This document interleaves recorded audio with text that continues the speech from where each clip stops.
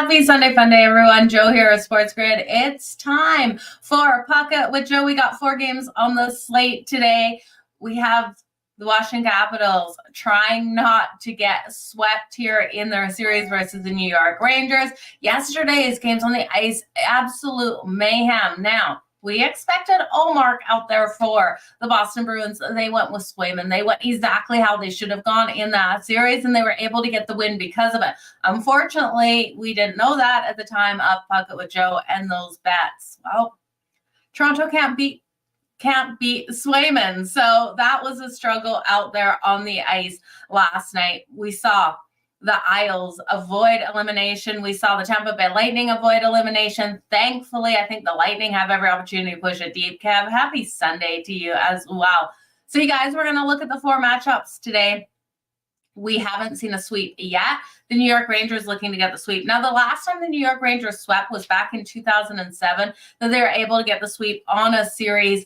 That was against the Atlanta Thrashers. So we're going to go over that in a minute. We do have an earlier game starting here. It's starting in the next couple of hours at 2:30 Eastern. We'll see the matchup between the Winnipeg Jets and the Colorado Avalanche. Now, so far in this series, the Avs do lead at 2-1. They convinced, I don't know how, the Winnipeg Jets to play their style of hockey, which is a high-scoring battle out there. And because of that, we've seen Connor Hellebuyck absolutely struggle in net. He's got fade numbers so far in this series. In the 3 games, he's got a goals against average of 5.05, I believe it's sitting at.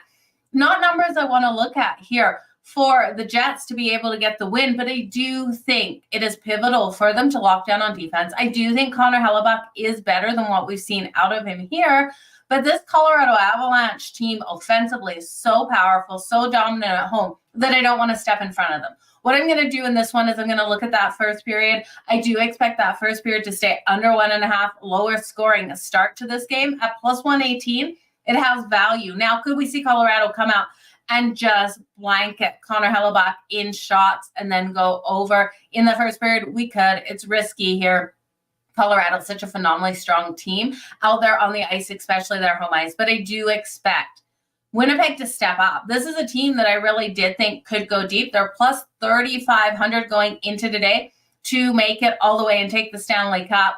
I don't think they can get there, but I do think this team is built for the playoffs. You look at their ability to lock down on the defensive side. In the regular season, they were there. I don't know what the connection is, why they're struggling so much versus Colorado. We saw that last game where Winnipeg was in Colorado of the regular season. They won at 7-0. They were able to lock down. Connor Hellebuyck had a phenomenal night. Now, my question is, will they send Boussoit out? I would send Boussoit out. Connor Hellebuyck, I haven't had that faith in. So I could see Boussoit hitting the ice today. No confirmations on goalies at all. So I do think we could see that happening. So if Boussoit comes out, I would take the Winnipeg Jets straight up on the money line. That is if we see him hit the net. Without Boussoit, with Connor Hellebuyck, do I think they could tie up the series? Absolutely. They have the ability if they show us what I would have expected out of them. But with Connor Hellebuyck expected, with Georgiev here, Georgiev looked weak in that first game, really strong in the last couple. I do expect that first period to be lower scoring. What else am I looking at here? Nathan MacKinnon for his shots on goal. The Winnipeg Jets are not slowing him down or locking him down at all. Just give me 1 second. And not locking him down at all. So I do think we could see that come in and cash nicely. What else am I looking at in this one? Yeah, 5+ shots on goal is minus 110. He was able to have 8 shots in that last game out. So I do think it's a nice one to look at his shots on goal. Okay, sorry, I had a couple of things I had to answer on my messages coming up. Yeah, we're coming up on that 2,000 at the Isles yesterday. So far, Boston and Toronto go win losses. Cry over spill milk. I know, I completely agree with you. Let's get the sweep out. I do think we could see the sweep in that one. Let's move on to the next game here. We have the Vancouver Canucks taking on the Nashville Predators. Now, I was shocked, I don't know about you guys, that the Vancouver Canucks were able to win in Game 3 in Nashville. I expected the opposite. I expected Nashville to come out nice and strong. Nashville's been able to get these block shots on goal, and their ability to do so is great. But then Saros has to stop those shots that are getting past his defense. Now, credit to the Vancouver Canucks. Those shots that are getting past the defense here, the Predators, are such high danger. So while it looks terrible for Saros, they are really hard shots for him to be able to defend. I think in this matchup here, we do see the Predators be able to tie it up. And it's a short price on the money line at -125 at home for them with how strong this team is, especially still with Casey DeSmith in net for the Vancouver Canucks. Forsberg was held off the scoreboard in the last game, and I'm looking for him to be more impactful in this one. This team absolutely knows that they can't go into game 5 in Vancouver with Vancouver up 3-1 in this series. Already up 2-1. They're going to want to tie this thing up, so it's not going to be a do or die situation in Vancouver for their next game, because that's a very tough place for this team to play. Now, they've been able to outshoot as well the Vancouver Canucks. So I do think here, Casey DeSmith had a great game in his last game. Casey DeSmith, that was his first playoff win as well. Can he sustain back-to-back great games? No. I don't have the faith in him, and I'm sorry. And I would apologize right to his face if I had to say that to him. I'd never say that to him. But I just don't think 2 solid wins against this Predators team, who is so strong offensively, I'm just not seeing it happening. So you could look at the Preds team total to that over if you want. I do think this is one to circle player props as well. I'm going to look at Philip Forsberg here for his 2+ points. It's coming in at +176. Like I said, he was held off the scoreboard in the last game, but he does have 3 points on this series, 1 goal and 2 assists. So I'm looking for those 2 points to come in. Now, if you're looking at someone for Vancouver and just want to play a player prop on that side of things, JT Miller has been an absolute stud out there for the Vancouver Canucks. He's +210 for the anytime goal today. Or you could just look at his shots on goal. 3+ shots on goal coming in at -108. And this number is so light. Last game out, he was able to get 6 of the 12 shots that the Vancouver Canucks put on it. And that's what I mean. The Predators, those block shots out there are fantastic because they held the Canucks to only 12 shots in that last game. 6 came from JT Miller. So I do think JT Miller will find a way to get 3 shots in this one. That coming in at -108, short price as well. So was shocked to see that number come up.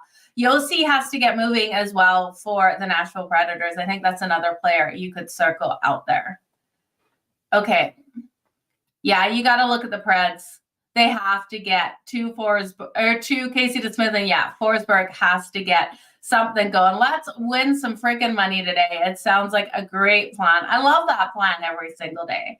Okay, let's talk about the possible sweep of the day. The New York Rangers looking to sweep the Washington Capitals. Like I said at the start of the show, the last time this did happen was they got the sweep versus the Atlanta Thrashers back in 2007. It's so hard for teams to sweep. We saw it last night. The damn Nuggets weren't able to get the sweep over the LA Lakers. If you joined Scott Wetzel and myself, we had so much riding on the Lakers to go up by 10 and the Denver Nuggets to come back and win. It crushed me that the Nuggets weren't able to get the win. So it was not the sweep on the basketball court last night, and the 2 games on the ice, no sweeps as well. So is this the sweep that we've all been waiting for? It could be here with the New York Rangers. This team's so phenomenally strong. Igor Shesterkin in goal. Now, Charlie Lindgren here for the Washington Capitals. I do think he stands on his head in this game.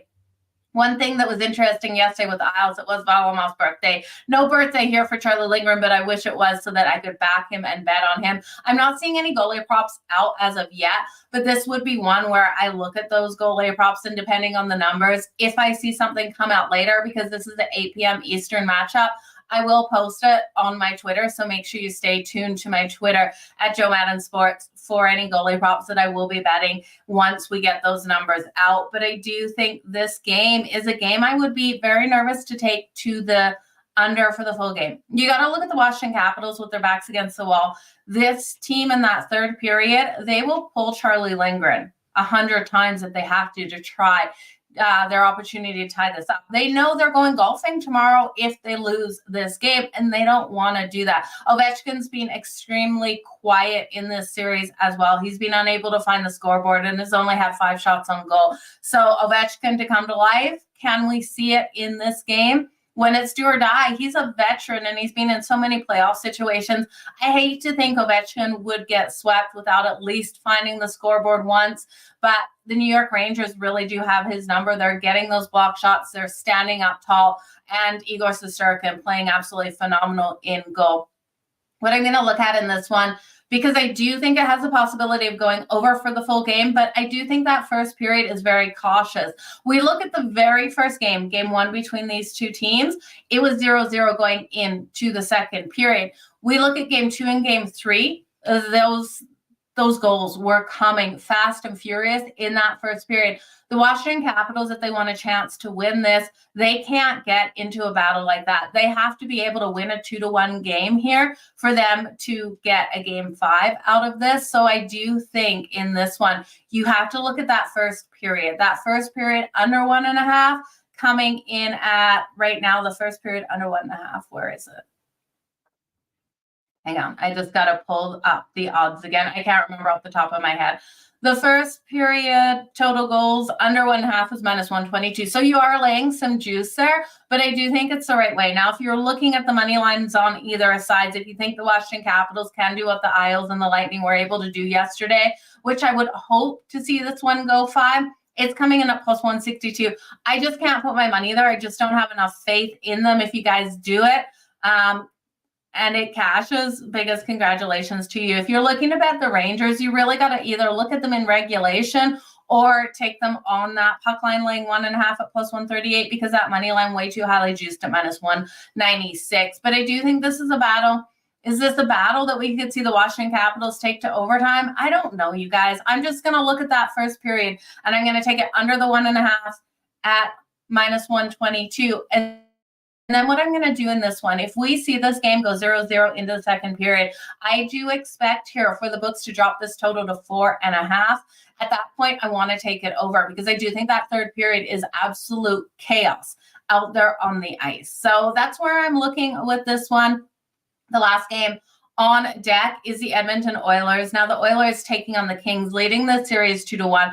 I expected the Kings to win that first game, so a little bit disappointed they weren't able to win the first game back in LA, but they did pick up a win on the road versus the Edmonton Oilers. Now, the book's not giving them much of a fighting chance. I'm just pulling up those odds again here. They're coming in at +115 and -138 for the Edmonton Oilers. Always hard pill to swallow when you look at a team that is strong as the dog at home, not taking them here.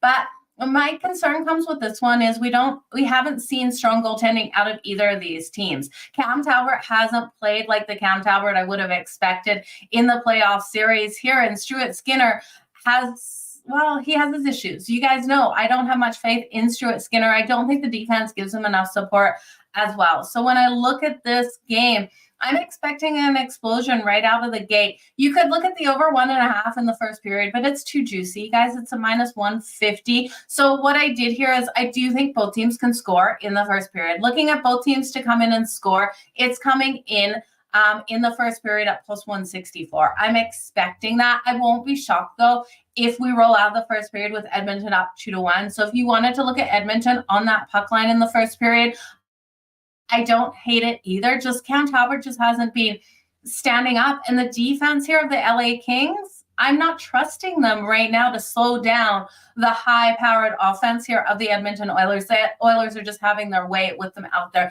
Now, this is a hard-hitting series. These two teams are spending time in the penalty box, and this can't happen. It actually can't happen with the Washington Capitals as well versus the Rangers. The Rangers in that last game scored twice on the power play. So if the Caps want to win that, they got to stay out of that freaking box.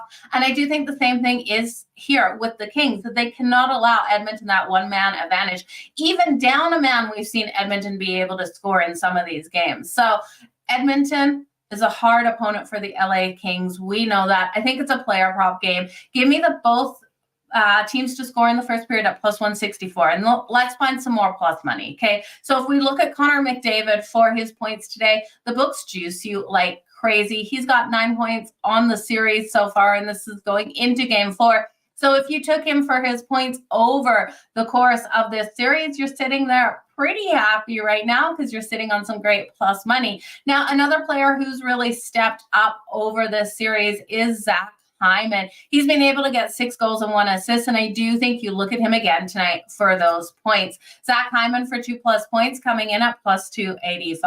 I love his ability to get on the board here. And then when we look at the other side of the puck, I look at Kempe. I've been circling him since this series started. He's been able to get on the board for us. His points tonight, 2+ points coming in at +230. Now the Kings need to capitalize on the power play situations. The Edmonton Oilers haven't had a strong kill in the regular season, but we look at the LA Kings, they're 0-10 on a one-man advantage on the power play. It's in their last 10. It's just not the way that they're going to beat the Edmonton Oilers. So they need to find a way to convert. There's already been 27 goals throughout this series. I don't see it slowing down, you guys. Not with this goaltending duel that we've got out there. It's not a duel. It's kind of like I'm waiting for Cam Talbot to stand up. If Cam Talbot can stand up, then we could see a lower scoring game, but I'm just not buying into it at the moment. You also could look at Leon Draisaitl. He has 3 goals and 4 assists. His points over the series, I believe at 3+ goals over the series, you're getting that at great plus money at +240. So hopefully you guys had some series bets. We will, going into the second round, have a show just on series bets. I'm going to try to separate that one out so you guys can go back and refer to it as we go through the series there, because you're able to jump on those bets after the games kick off. So if a player came out in a really weak performance in game 1 of a series, you're still able to get, those 3+ goals, those 3+ points, whatever I'm betting to start that series at different points during the series itself. So we will do a separate show for that. So stay tuned to that. I probably will be looking at Cam Talbot for his save shots on goal, depending on the number coming out. So again, stay tuned to my Twitter for that, you guys, at Jo Madden Sports. But you guys, all the best in all of your bets. Enjoy the action out there on the ice. I got a whole bunch of baseball bets today, bets for out on the diamonds. So head on over to my X. There's also an MLB Cup of Joe that is posted over on YouTube and X and Instagram. So all over the place. I am joining on in-game live later with Scott Wetzel, and I believe it's Joe Ranieri at 4:10 Eastern, so in the next couple hours here. So join me there as well. We're going to be talking everything. You guys, all the best in all your bets today. Let's make some freaking money. Thank you so much for being here. I appreciate each and every one of you. Let's make some money. Let's go. Okay, you guys, all the best. We'll see you tomorrow.